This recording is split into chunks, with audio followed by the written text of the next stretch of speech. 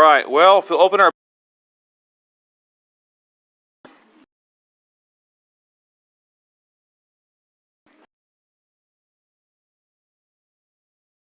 to make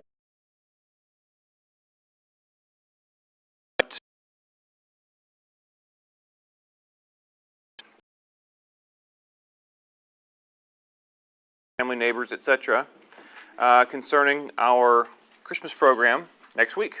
So she'll be over here after our time together. If you want some of those invitations to hand out. And I thought I would read a little bit from Tacitus, one of the historians who lived through Tacitus, Suetonius, with the New Testament. I was going to on the person something to do with our text. This is how Tacitus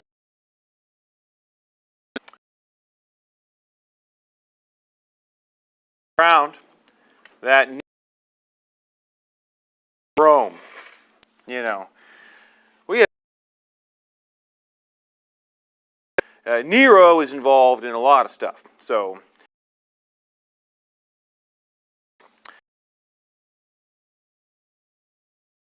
yes, no offering to the gods could make that infamous rumor disappear.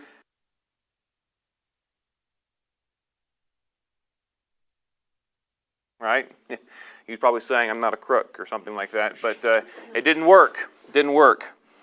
Therefore, in order to abolish that rumor, Nero falsely accused and executed with the most exquisite punishments those people called Christians, who were infamous for their abominations. It's funny that, those being infamous for abominations, there's all sorts of rumors going around about the Christians that were not true. The originator of the name, Christ, was executed as a criminal by the procurator Pontius Pilate during the reign of Tiberius. And though repressed, this not only through Judea, which is the origin of this evil, but also through the city of Rome, to which all that is horrible and shameful. He says that to Rome, all that. This is not very, obviously he's pretty.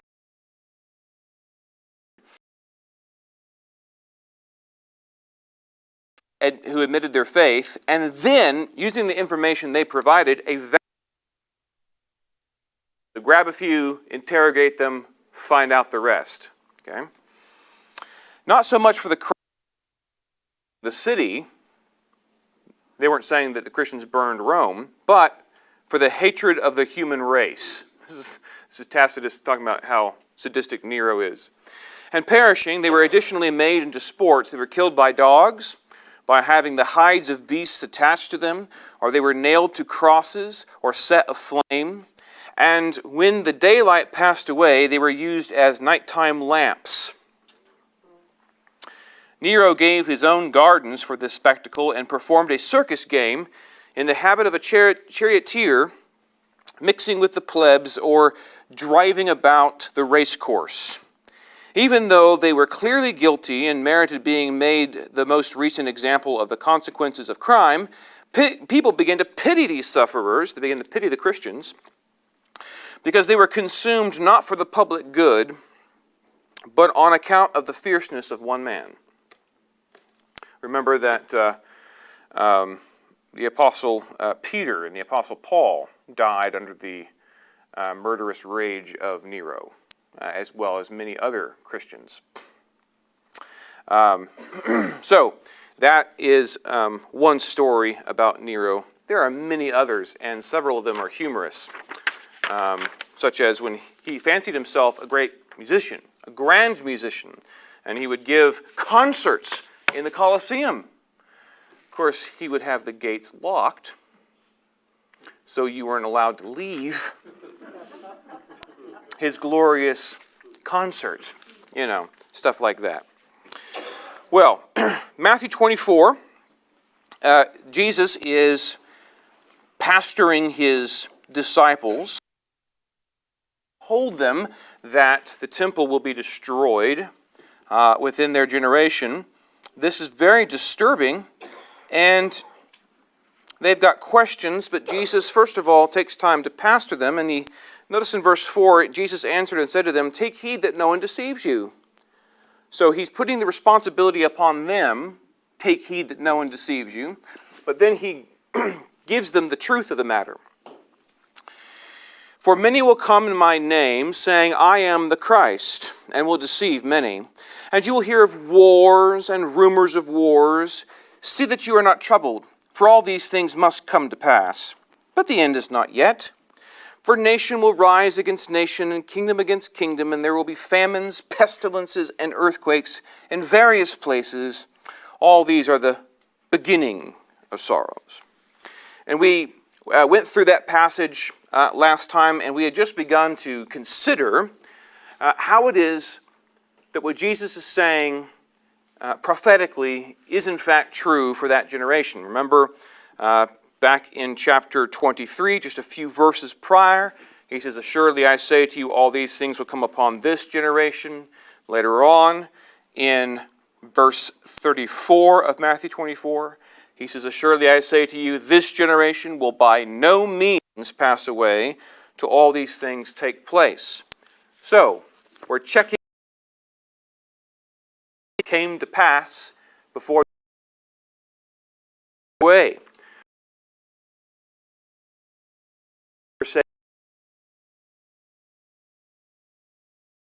Checking in to see how it was that these things came to pass. And we're up to wars and rumors of wars. Now, in order to understand the impact of this, we have to remember that although in world history, war has been raging almost continuously, non-stop, during the times of the disciples, that was not the case. They lived during a time that historians now call the Pax Romana, the Peace of Rome, a unique time in history where Rome fielded a standing army that subdued all the various possibilities for uprisings and so on, and there was peace in general for a great amount of time. The great interruption of that peace occurred upon the order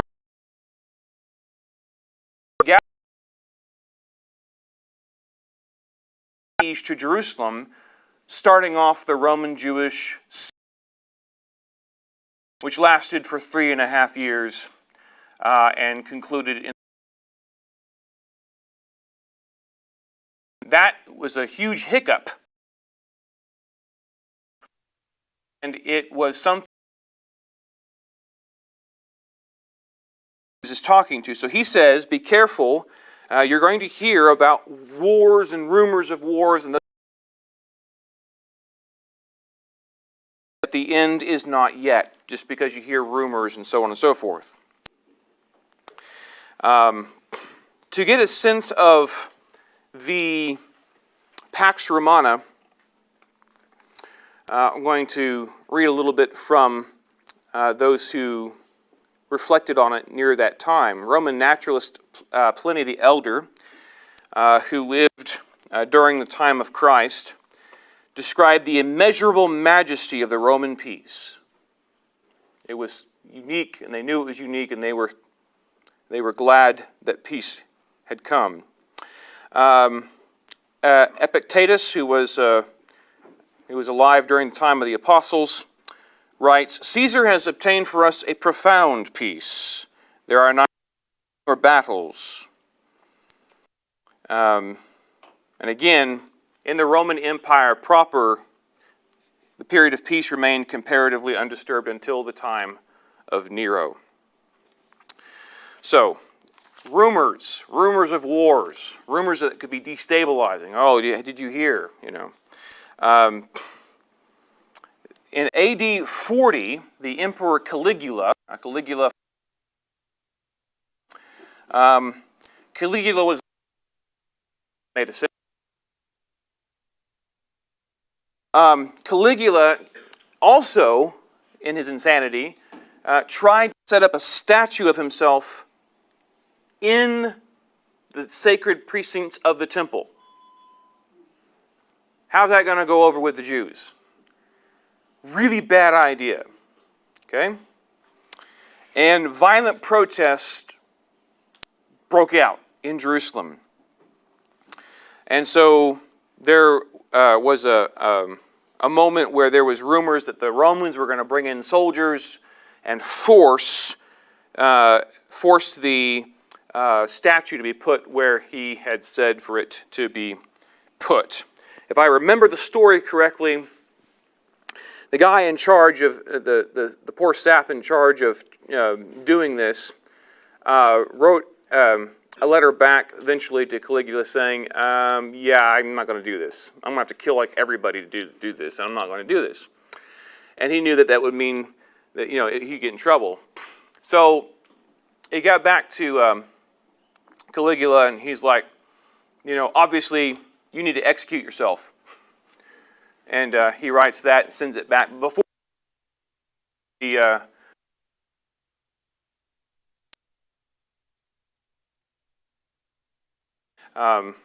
but this would be a rumor of war, right? If you're living in around Jerusalem around AD 40, and this is very early on, like early in the book of Acts, okay? You're going to be like, what? What's going on? Also, have many different areas on the outskirts of the Roman Empire that began to attempt to leave the empire, and there was rumors that war this was going on in this time period. So Jesus said this isn't the end. This isn't the end. Now, disciples' perspective. When Jesus, verse 2 of chapter 24, do you not see all these things? Surely I say to you, not one stone shall be left here upon another that shall not be thrown down. It's important. The temple was eternal, and if the temple got destroyed, that was the end of the space-time continuum, basically. Okay? The only way that the temple goes away is if we're done. Okay? That was their assumption. Now, that wasn't the truth. Read in Kings, God said to Israel, if you break covenant, if you are not faithful to me, then I will come and I will destroy this temple. I will destroy the temple as an act of judgment. And he didn't say that's the end of the world. It would be the end of the old covenant if there was no more sacrifice, no more temple, no more shadows, and so on. And so, they think it's the end of everything, and end, he uses a different word to talk about the end, and it's not as a final kind of end as they were afraid of. So Jesus says this is not the end. Just because you hear of wars and rumor of wars, just because China is looming over Taiwan and Russia is looming over Ukraine, okay? It wasn't the end 10 years ago when war and rumor and war. It wasn't the end 20 years ago when there was wars and rumor. And 50 years ago, and so on. Although many people have published many books and made a lot of money saying so. Okay? You have to understand this has been going on for centuries. People hear about wars and rumors of wars, and they write books and make predictions, and there have been many, many movements that have flared up and gone away. And you can read about them. They're all written down, cataloged, recorded. And Jesus is saying to his disciples, very particularly, take heed that no one deceives you. Not to be led astray. betrayed by them. So the wars and the rumors of wars, Jesus says, don't let. And then he says that this is the beginning of sorrows, or the beginning birth pangs, and so on. Now,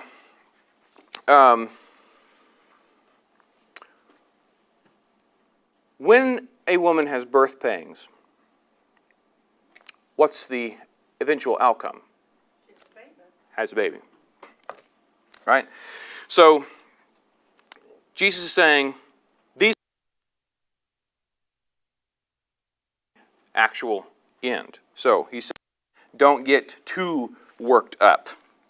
And there's going to be a very clear moment. Imagine this. After 40 or so years of gospel preaching throughout Judea, Samaria, Jerusalem, and you can see here on the map various places listed in the Scripture where churches had been planted by AD 70. And it went wider than this, but these are the places listed. You may imagine that after about almost 4 decades of gospel preaching and gospel missions and so on, of declaring that Jesus Christ is the Son of God, that He's the Lamb of God, that if you want to be right with God, then you need to come to Jesus, because He said He was the temple. He's the where you must come to get right with God. You don't need the temple in Jerusalem anymore. You don't need the blood sacrifices in the temple anymore. You don't have to wash your hands in that funny way all the time anymore. That you don't need the shadows anymore because the substance has come. That after almost 4 decades of that kind of preaching, when Jerusalem is destroyed and the temple is destroyed and all of that is taken out of the way, how much more clarifying is that now? There's not two competing anymore. The old is, as Hebrews says, the old covenant is obsolete and ready to pass away. As Hebrews 12 puts it, that the old was shaken and removed out of the way. But what cannot be shaken remains. How clarifying is that? And the beginning of these birth pangs is this moving through this transition. At the end of this transition, when the old covenant has passed away, what do you have? You have a very clear gospel proclamation. It's not that you go to the temple here, you have to come to Christ.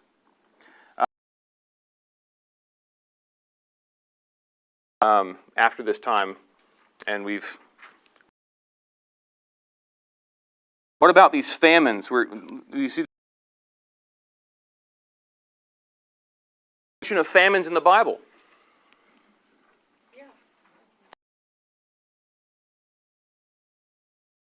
During the time of Claudius. There were several famines in the 50s and the 60s that were recorded by ancient writers. We also remember that there was a famine in Judea. Remember how Paul was working together with the Macedonian churches to bring a collection together because there was a famine in Judea? Well, Jesus prophesied and said there would be famines within that generation, and so there were. Of course, there was also famine during the siege around Jerusalem. As promised in the Old Testament curses upon covenant breakers, Jerusalem was reduced to cannibalism. So Jesus says there's going to be earthquakes too. He says, look guys, there's going to be earthquakes. This is going to happen. And there were many, many earthquakes in that time. We even hear about earthquakes in Acts 16. But there was two earthquakes out of the ones that were recorded by ancient historians. There were 2 earthquakes that concern our study. There was one earthquake in particular which shook Jerusalem that we read about in the Bible. Do you remember which one that was?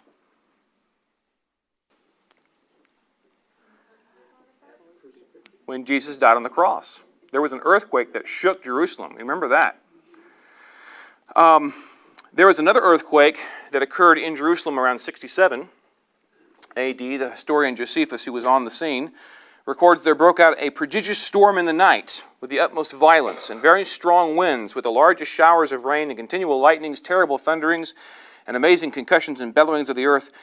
And there was also an earthquake. Now, a bad storm is bad and an earthquake is bad. Imagine having an earthquake and a storm at the same time. But yeah, there were earthquakes. And then plagues. Jesus said that there was going to be pestilences.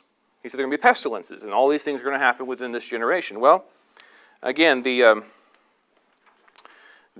Roman historian Tacitus, and of course, he's writing from his pagan perspective. He has no idea he's giving witness to the truth of Jesus' words. Has no idea. But he writes that the gods also marked by storms and diseases a year, which is AD 65, made shameful by so many crimes.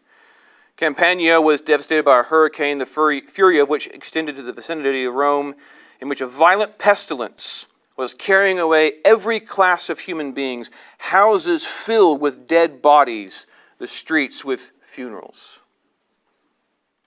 So there were plagues and pestilences. And also we read in Luke that there were terrors and great signs from heaven, Jesus said, that would occur, he said, within this generation. There was a couple of comets that came through in the 60s.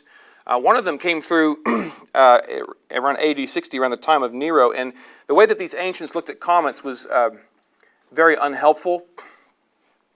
And so all the public began getting up in arms saying, oh, the comet came through. That must mean that Nero's reign is at an end. He'll soon be replaced by his successor. Which, of course, when that gets worked around in Nero's horrible brain, he decided on the following course of action. He banished all of his children from Rome and then had them starved and poisoned. And then he murdered his own mother and 2 wives and most of his family. And then somewhere in that same time, he set Rome on fire too. So that's typical Nero. And then Josephus also records that for a whole year over Jerusalem, there was a star resembling a sword which stood over the city. Modern people today say, well, that could never have happened. Like, okay. A lot of people saw it. So these are all just different things. And of course, none of that is inspired holy word of God. But that is simply, should be unsurprised to discover that in the record of history, that the things that Jesus prophesied would happen, happened. We should be unsurprised.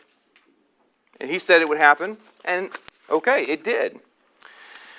And now, why did he say that to his disciples? Because he did not want anyone to deceive them. He did not want anyone going around and listing all those things that we just talked about and pointing at them as they're happening, and everybody's really worked up about it, and then the deceivers say something that would lead them astray and start believing false information. They would begin to go in directions they shouldn't go and invest their money with people they shouldn't do so and become disobedient to the clear commands of Christ. He didn't want to see his flock led astray. He didn't want to see his flock being devoured by ravenous wolves. So Jesus starts there, right? He's told them, he's pronounced judgment upon the apostate religious leaders in Jerusalem. He has declared woe upon them. He has declared the house will be left to them desolate. He has declared the temple will be destroyed. And this causes the disciples to say, oh, okay, when is this all going to happen? And Jesus said, first of all, before I answer the question, I don't want anyone to deceive you, and I don't want anyone to lead you astray. And so he walks through all of that. Now, notice in verses 9 through 14, and you can see the companion texts in Mark 13 and Luke 21. Then they will deliver you up to tribulation and kill you, and you will be hated by all nations for my name's sake. And then many will be offended, will betray one another, and will hate one another. Then many false prophets will rise up and deceive many. And because lawlessness will abound, the love of many will grow cold. But he who endures to the end shall be saved. And this gospel of the kingdom will be preached in all the world as a witness to all the nations, and then the end will come. So, Jesus, this is ultimately good news, but it doesn't sound like it at first. After he talks about pestilences and earthquakes and famines and wars and rumors of wars, and then he says, now we're done with the general problems. Now we're going to talk about the particular problems. You're going to get arrested. People are going to hate you, all because of my namesake. People are going to get offended at you, Christians. They're going to get offended by you. And it's going to happen within families. It's going to happen within close associations. But even though all these general problems are out there that you're going to hear about and perhaps face yourself, and all this direct opposition is going to come against you, he's talking to his disciples. At the very end, he says, but you're going to succeed. It's going to be success. You're not going to fail. And that is encouraging to read. For as certain as the other promises of Christ in this prophecy are true, so also is that. Jesus said he's going to build his church, and the gates of Hades won't prevail against it. Now, think about just a few things that we know instinctively and from our own reading of the New Testament.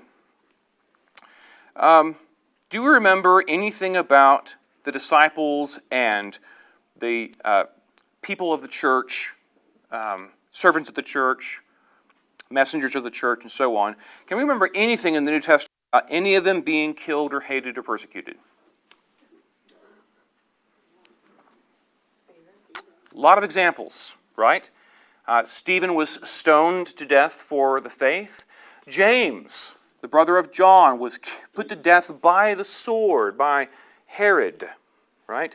Peter was imprisoned more than once. Paul was imprisoned more than once. We read about great persecutions against the church. Jesus said that was going to happen. It is a bit difficult to find a letter in the New Testament that doesn't take some time in that letter to go talk about some false prophets and deal with some false teaching, right? There were false prophets all over the place teaching all sorts of wrong things. Jesus said that was going to happen. And we see that the love of many would grow cold. Can we think of any examples of that? Anybody's love that grew cold and turned away? We think of Demas, having loved this present world, has forsaken me, Paul says, right? Any other examples? John Mark turned away for a while. Yeah. Paul's friends abandoned him when he was in the Yeah. Only Luke is with me, he says at one point, right? Yeah.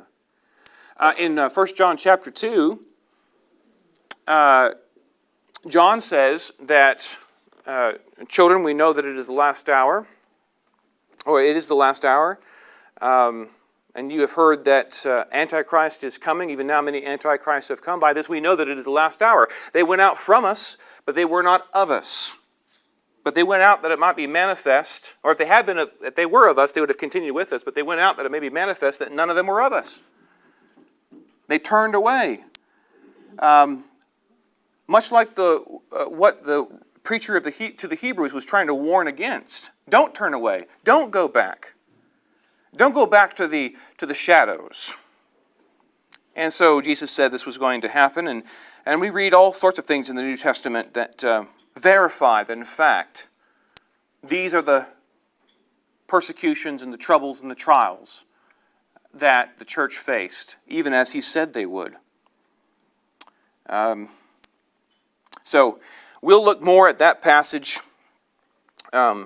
next week and consider some of these expressions that Jesus uses about enduring to the end, and the gospel of the kingdom, and being preached to the world, and that the end will come. Any questions, observations, or thoughts before we close by singing the doxology together?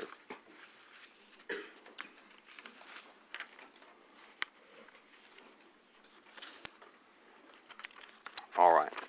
Well, let's sing together the doxology.